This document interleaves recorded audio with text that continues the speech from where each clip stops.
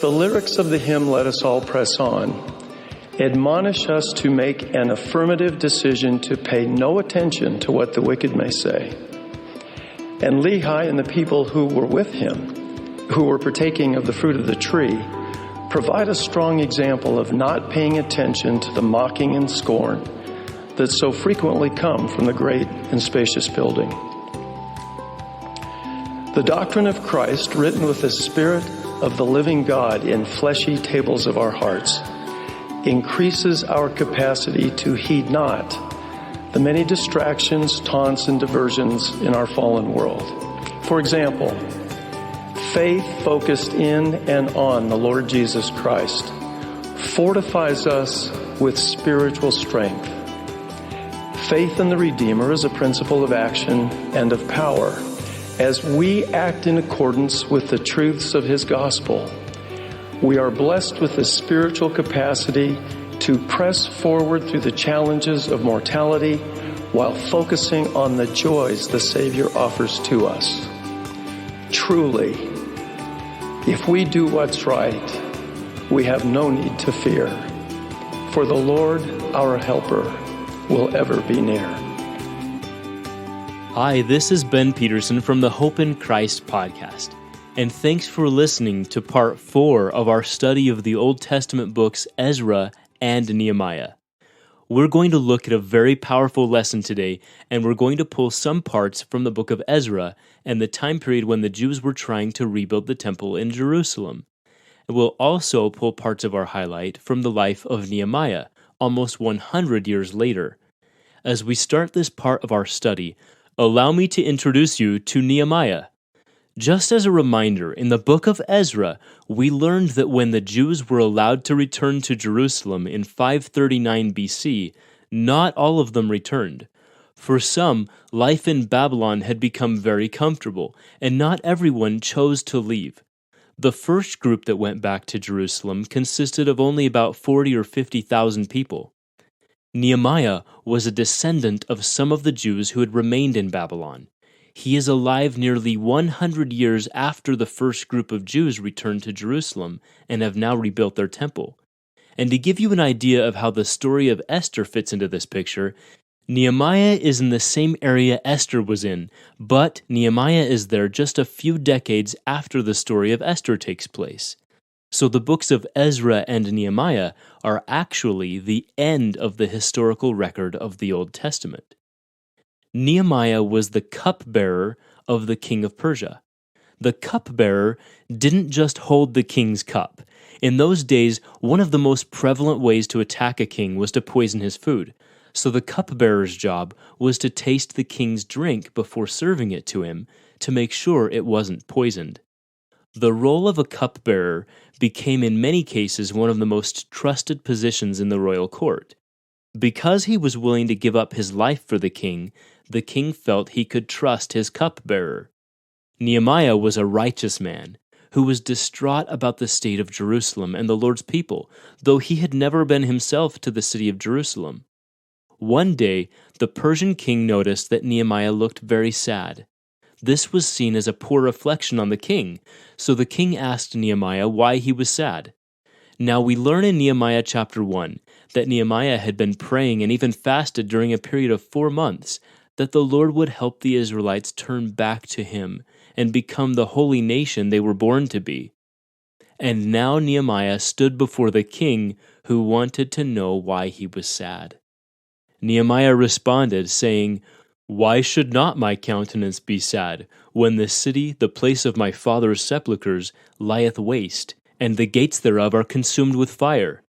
Then the king asked him what he wanted, and Nehemiah requested permission to go back and build the walls and city of Jerusalem. The king kindly granted him permission to go. But when he arrived in Jerusalem, just like the earlier Jews faced opposition in rebuilding the temple, Nehemiah faced opposers who did not want Jerusalem and its protective walls to be rebuilt. Let's look closer at the opposition the Jews and Nehemiah faced and what Nehemiah did to overcome it. The cool thing about this part of our study is that it exposes some of Satan's tactics to stop us and to thwart the work of God. As you read Ezra chapter 4, you might look for words that describe how opposition came to the Jews who were rebuilding the temple. This can be particularly helpful to us today because it will help us expose some of the ideas and events in our day as efforts of the adversary.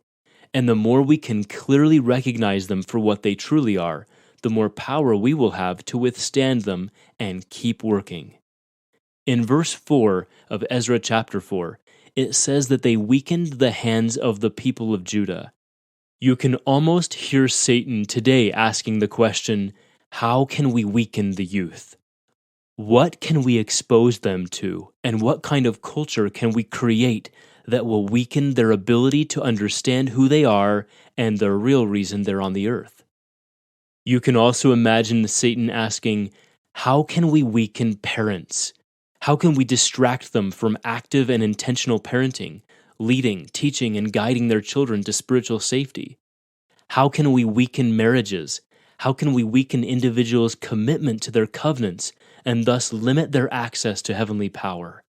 How can we get them to wear their temple garments less and not even care that they're doing it?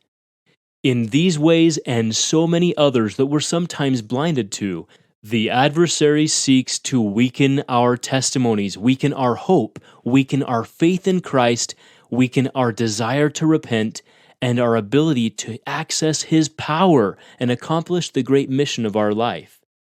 In verse 4, it also mentions that they troubled the people, and in verse 5, it says they even hired others to frustrate their purpose.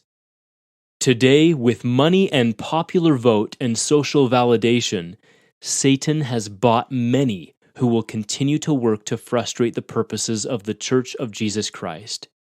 They, along with their grand puppeteer, seek to discourage us from moving forward. They want us to doubt the prophet's counsel. In verse 6, Ezra's record mentions that they made false accusations against the Jews. This is also true today.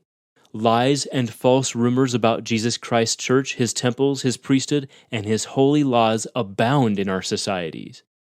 Satan himself has been called in the Scriptures the accuser and a liar from the beginning. He seeks to accuse us of everything we're not. He would have us all believe that God is hiding something from us, that the prophets don't really know the truth, that Jesus Christ, His prophets, and His church are doing things wrong, and that there's a better way. He professes that agency is all about you, and hides from us the eternal truth that agency is actually given to us so that we can choose the right and be crowned with eternal life. He accuses us of taking away agency because we uphold the laws of God, the very laws that preserve our agency. He tells us we aren't good enough. He tells us we aren't who God says we are. He accuses us of all manner of false charges, and he is in every way a liar from the beginning. And he's charmed countless people on the earth today to believe in his bombastic, foul, self-serving ways. And he'll use every method he can to keep us from moving closer to Christ.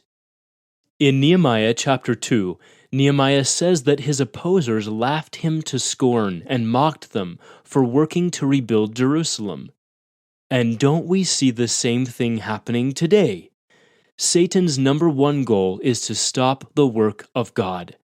And if you simply just look around at where Satan focuses his efforts, I would wager that the Church of Jesus Christ of Latter-day Saints must be God's church on the earth, even simply because of the amount of energy the world uses to mock it and to oppose it. As one simple example out of thousands that we could use, if you were to write a Broadway musical mocking and desecrating the sacred parts of someone's religion, particularly in the current cultural environment that pretends to be so averse to offending anyone, you would be massacred by the press. And I don't even want to think about the hateful posts it would invoke on social media. But if you produce and perform that very type of musical and choose to mock and deride what is held sacred by the Church of Jesus Christ of Latter-day Saints, for some strange reason, no one will care. In fact, it even gets publicized and given public praise and nearly a dozen awards at the highest levels of the musical theater industry. And like I said, that's just one simple example from a countless list of other ironic realities. To some, those realities may make being a Latter-day Saint more difficult, and I suppose that they could. But to me, I see those realities as faith-promoting. If the one Satan is rebelling against is God, then surely his efforts are laser-focused on stopping God's work, and that means his church. And I testify that the work of the gathering of Israel is God's work, and the Church of Jesus Christ of Latter-day Saints is his church. Much of the world around us is drunken in its own sin, and between dizzy spells and through impaired glances at eternal reality, the world seeks to prevent us from accomplishing God's work. With technology and communication the way they are today, life may never have been more convenient, but it's also perhaps never been more dangerous. Nearly anyone can get online or on social media and post something that mocks, scorns, lies, and seeks to discourage the work of God from progressing. And does it work? I would say not really. It only works to the degree in which it hardens hearts towards God. And it may get some individuals to stop progressing closer to God's covenant path, and even turn some away from it. But the work of God does not stop. It will go forward with or without you or me. The prophet Joseph Smith powerfully prophesied, "The standard of truth has been erected. No unhallowed hand can stop the work from progressing. The truth of God will go forth boldly, nobly, and independent, till it has penetrated every continent, visited every clime, swept every country, and sounded in every ear, till the purposes of God shall be accomplished, and the great Jehovah shall say that the work is done." Close quote. We live at a time when it can be difficult to discern real truth. For example, in some of the professions of love and inclusion for all is the ironic cry of intolerance and scorn toward anyone who happens to see things differently. President Russell M. Nelson said in the April 2022 General Conference, "One of our greatest challenges today is distinguishing between the truths of God and the counterfeits of Satan. That is why the Lord warned us to pray always, that we may conquer Satan and escape the hands of the servants of Satan that do uphold his work." Close quote. Because it can be difficult at times to recognize truth from the false claims of men or of the adversary, in addition to regular and meaningful prayer, this chapter can also help us see more clearly. As Nehemiah found himself building up the walls of Jerusalem with a trowel in one hand and a sword of defense in the other, we can learn from him how to stand firmly with God in the face of unrelenting opposition. In Nehemiah chapter 2 verse 18, it says, "They said, 'Let us rise up and build.' So they strengthened their hands for this good work." Well, how are we rising up above the alluring ways of the world? Are our interests, our language, our habits, and our perspectives elevated with a constant focus on always remembering Jesus Christ? How are we strengthening our hands physically, spiritually, intellectually, and socially to build our capability to continue in this work even when the opposition gets heavy? In chapter 4, Nehemiah said that his people had a mind to work. Are we committed to keep working in the vineyard of the Lord, remembering that our Heavenly Father loves effort? Church callings are not supposed to be easy. Listening to General Conference isn't intended to always be a comfortable and easy experience. The work of the Lord is work, and it is impossible to successfully keep our covenants with Him without shedding some sweat and tears of our own. Are we teaching our children and our young men and young women to work, to exert themselves, to give God our very best efforts? Nehemiah found that his adversaries continued to mock him. They repeatedly tried to convince him to stop his work and come down from the walls. And on one of their multiple attempts, Nehemiah responded with these words, "I am doing a great work, so that I cannot come down. Why should the work cease whilst I leave it and come down to you?" This statement speaks volumes about Nehemiah's own understanding of the work he was doing. To some, it may have looked as though he was just building a wall. But for Nehemiah, he was doing the work of Almighty God. He was building a fortress to protect them and their temple from the forces that oppose righteousness. To some, Nehemiah was just laying stones. But Nehemiah knew better. He knew every stone in that wall represented his efforts to keep the covenant and to allow Christ to make him better than he was on his own. In fact, later when his peers tried to use fear to threaten Nehemiah and his friends, Nehemiah called out to God, saying, "O God, strengthen my hands." Nehemiah knew where to find strength. He knew God would come to his aid, and because his trust was in the Lord, the walls of Jerusalem were finished in a miraculous 52 days. Elder Dieter F. Uchtdorf has said this, "It is easy to become distracted, to become focused on one burned-out light bulb or the impolite acts of unkind people, whatever their motive may be. But think of the power we would have if in response to every temptation to lose focus or lower our standards, the standards of God, we responded, 'I am doing a great work and cannot come down.' We live in times of great challenges and great opportunities, and the Lord is seeking men and women like Nehemiah.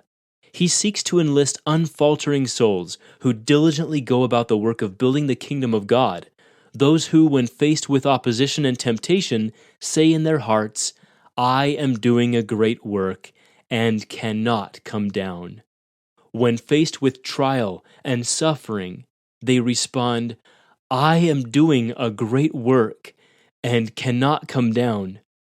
When faced with ridicule and reproach, they proclaim, 'I am doing a great work and cannot come down.' Our Heavenly Father seeks those who refuse to allow the trivial to hinder them in their pursuit of the eternal.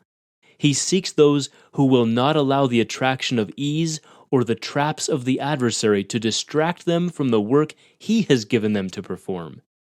He seeks those whose actions conform to their words, those who say with conviction, 'I am doing a great work and cannot come down.'" Close quote. Friends, we are part of the greatest, grandest, most majestic, and important work on the earth. We're engaged in the work of Almighty God in the final preparations for His Son's millennial reign. Don't be afraid of being different from the world in ways that we're supposed to be different. Remember that Christ is the source of real strength. So let us rise up and build. That's it for today's scripture highlight. Have you ever noticed that life from the Old Testament Israelites seems a little different from the life of the Jews in the New Testament? Tomorrow on the Hope in Christ podcast, we'll look into how the Jews' time in Babylon transformed their Israelite worship into the Jewish culture of the New Testament and something we call today Judaism. We'll take a closer look at their experience building the temple, and as always, we'll find in it some helpful, relevant lessons to help us today. Have an excellent day working side by side with the Lord to defend your hope in Christ.